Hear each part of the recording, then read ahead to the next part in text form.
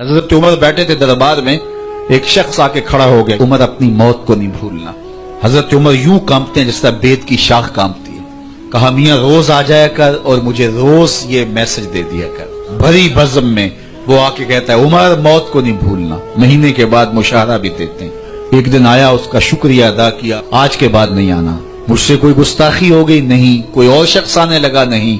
तज़किरे मौत की जरूरत नहीं रही? फरमाया नहीं। तो फिर मुझे छुट्टी क्यों दी जा रही है?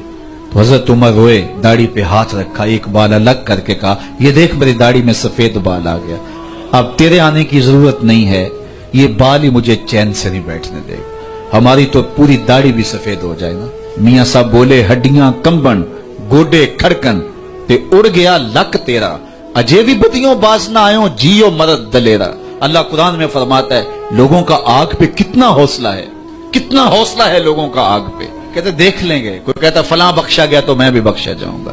कोई कहता ये जहां मिठा अगला किसने डिठा, जाओ कब्रिस्तानों में पूछो देखा है कि नहीं देखा है। गौसे आजम रज़ी अल्लाह तआला अन्हु फरमाते हैं जाओ कब्रिस्तानों में जाके देखो कैसे कैसे हसीनों की मिट्टी खराब हो रही है। जो बदन पे चुटकी भी नहीं पड़ने देते थे मिट्टी की, आज उनके कफन भी तार तार हो गए हैं। तो कबल इससे कि वो वक्त आए कोई हुज्जत बाकी ना रहे, मुझे और आप अपनी जिंदगी को अल्लाह के हुजूर सुपुर्द करना है और मौत का जायका हर एक ने चखना है। कबल इससे कि वो वक्त आ जाए और फिर पछतावा हो, आज मैं और आप अपनी जिंदगी को अल्लाह के हुजूर पेश करने से पहले अपने आप को तैयार करें। दो चीजें दिल का जंग उतारती हैं, कसरत के साथ मौत की याद और कुरान मजीद की तिलावत। अगर आप अपने दिल मुसफ़ा करना चाहें, बातिन साफ करना चाहें, तो कुरान मजीद की तिलावत और कसरत के साथ मौत की याद ये तुम्हारे दिलों को पाक कर। राबिया बसरी सलामुल्लाह अलैहा तशरीफ फरमा थी कि खादिमा ने खबर दी कि कोई 5-4 मेहमान आए हैं। फरमाया उनको बिठाओ और उनको खाना खिलाओ। तो खादिमा ने अर्ज की कि बावर्ची खाने में तो सिर्फ एक रोटी पड़ी है और मेहमान 5-6 हैं। आपने फरमाया अच्छा उस रोटी को जाके बाहर खैरात कराओ। खादिमा गई और खैरात कराई।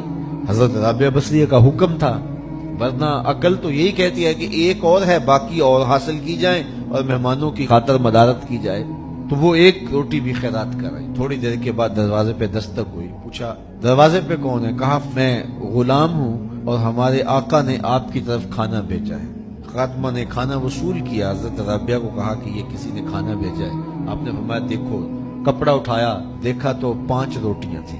कहा कि वो किसी और के घर भेजा होगा उसके आका ने, वो गलती से हमारे घर आ गया। जाओ जाओ उसे जल्दी वापस दे जो, ये खाना हमारा नहीं है। तो खाना वापस कर दिया गया। फिर दरवाजे पे दस्तक हुई। दरवाजा किसने खटखटाया है? कहा कि मैं फलां आका का गुलाम हूँ, मेरे आका ने आपके लिए खाना भेजा है। खादिमा ने वसूल किया। हजरत राबिया ने कपड़ा उठाया, गिना तो 7 रोटियां थी। कहा इसके आका ने किसी और घर भेजा होगा, ये भी गलती से हमारे घर आ गया, जाओ खाना वापस कर दो। खाना वापस कर दिया गया। फिर दरवाजे पे दस्तक हुई। पूछा कौन? का फलां का फरिश्तादा गुलाम और मेरे आका ने आपके लिए खाना भेजा है। और कहा हजरत राबिया को दे के आना। खादिमा ने वसूल कर लिया। हजरत राबिया ने कपड़ा उठाया, गिना तो 10 रोटियां थी। हाँ हाँ ये खाना हमारा है, ये मेहमानों को खिला दो। तो खादिमा ने अर्ज की हजरत पहले 2 भी यही कह रहे थे आपका खाना है। कहा मेरे रब का वादा है कोई एक दे तो मैं 10 देता हूँ।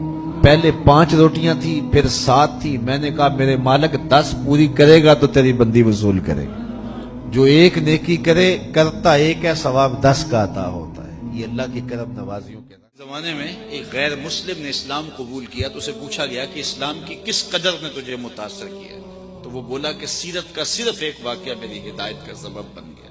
क्या हुआ? कहा मजलिस रसूल सल्लल्लाहु अलैहि वसल्लम लगी थी, लोगों का हुजूम था।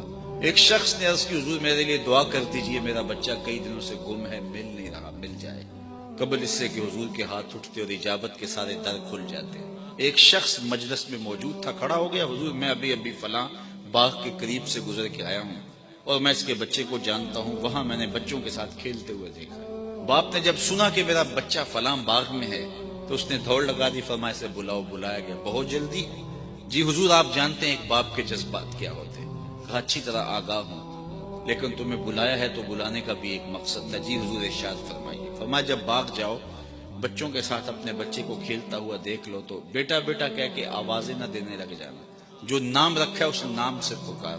हुजूर मेरा बेटा है, अगर मैं بیٹا کہہ کے پکاروں گا تو حرج بھی کیا ہے؟ فرمایا تم کئی دنوں سے بچھڑے ہو، تمہارے لہجے میں بلا کا رس ہوگا، اور تم نہیں جانتے، ہو سکتا ہے کھیلنے والوں میں کوئی یتیم بھی کھیل رہا ہو، اور جب تم اپنے بیٹے کو بیٹا کہہ کے پکارو گے، اتنا میٹھا لہجہ ہوگا تو اس کے دل پہ چوٹ لگے گی، کاش آج میرا باپ ہوتا تو مجھے بھی بیٹا کہہ کے پکارتا۔ کہا یہ شوق گھر جا کے پورا کر دے، کوئی لاؤ تو صحیح کائنات میں ایسا۔ بیوہ کے سامنے اپنی بیوی سے پیار کرنے سے روکا گیا، یہ شریعت بیضا کا مزاج ہے۔ غریب کے سامنے اپنی دولت کی نمائش کرنے سے منع کیا گیا، بلکہ میرے حضور نے یہاں تک فرمایا اپنے گوشت کی خوشبو سے غریب ہمسائے کو تکلیف نہ دو، یا تو تھوڑا سا پانی زیادہ ڈال لو اور شوربے کی ایک پیالی ہمسایوں کے گھر بھی بھیج دو، اور اگر ایسا نہیں کر سکتے تو ایسے زاویے میں کھانا پکاؤ کہ اس کے بچوں تک مہک نہ پہنچے۔